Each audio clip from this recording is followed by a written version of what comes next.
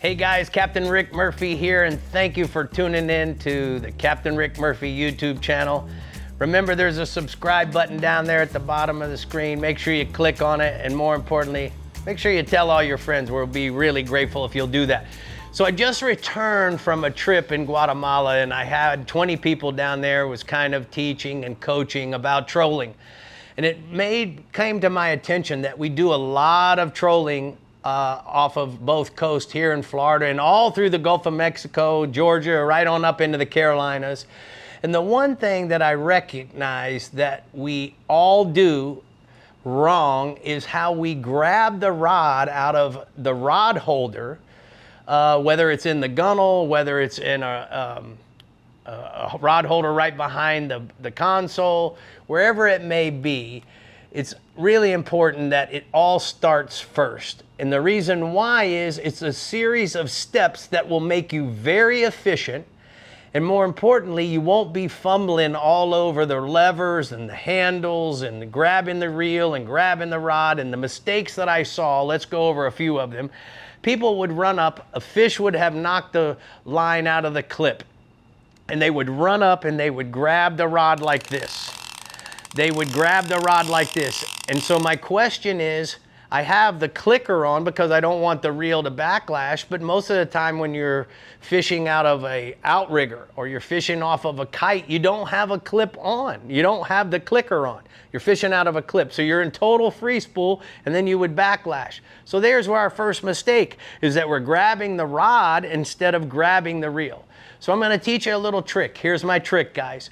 If you'll take your fingers and make like you have a gun in your hand, this is the perfect way to grab the rod and reel. Now remember, it's sitting in the rod holder like so, whether it's going to an outrigger clip or whether you're fishing it as a pitch bait right off of the transom.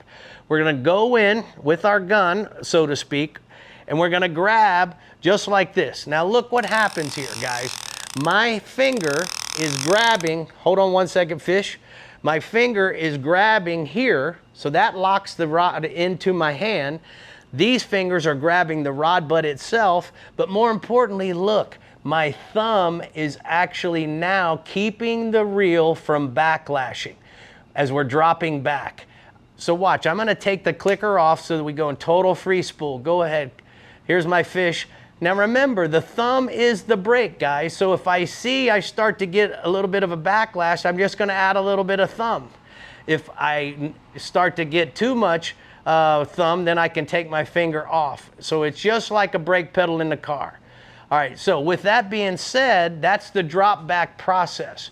What I do with this other hand, very important, guys. As soon as you go and you grab, let's put our reel handle here.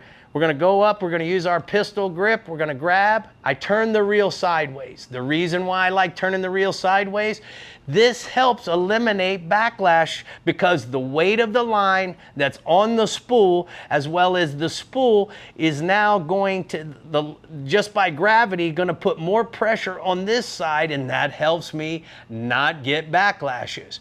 The other thing that I do is I take this hand and I cup the top part of the reel.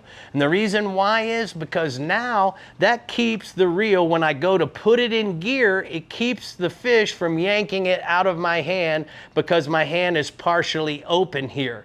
So now it's like coddling, holding on to a melon or holding on to 3 or 4 eggs. You can pull this way, you're cupping the reel. The other thing that's perfect about this is now your left thumb, this hand, is in position to lock up and put the reel in gear. So look how efficient this is. So listen, I'm gonna go back to free spool. We're gonna get our fish on. I get a bite, grab, turn the reel this way. Remember, the thumb is the brake pedal because we're in total free spool. Put my hand here and lock it up. Look how quickly that is. Now the good part is this hand is in place to transfer the rod over to your body. And if you can tell, I have formed a perfect triangle. I don't have all of this pressure on my bicep. I am able to now, when I want to fight the fish, pull back on the fish. Look, All I'm doing is thrusting my hip a little forward, the rod tip goes up. If I want to wind down, then I'm just going to lean forward a little. Look, see how this stays straight? Now I can put a maximum amount of pressure. I'm not wearing out my bicep. You can put a cushion on here for you ladies. One other little trick I'll teach you is you can see how this part of the reel I have pushed against my forearm. And that keeps the reel from, when I'm reeling, from wobbling. So many times you hold it like this, and look, the reason it wobbles is because of what we're doing here. So grab it not so far forward and allow just this part of the reel to touch the side of your forearm, and guess what? It will take all the wobble out and you'll be very efficient. Remember, in a conventional rod and reel, you gotta pump up and you wind on the way down. Pump up, wind on the way down. How I'm doing that is I'm just simply thrusting my hip forward, leaning back, keeping my back straight. Look, keeping my back straight, and then wind down, leaning just a little forward, and let my body do all the work, not my bicep. You get a big sailfish, blue marlin, big mahi on, guess what, guys? You're gonna wanna use all of these tricks to the best of your ability. Thank you so much for coming to the Captain Rick Murphy YouTube channel, and I hope I see you out there on the rip.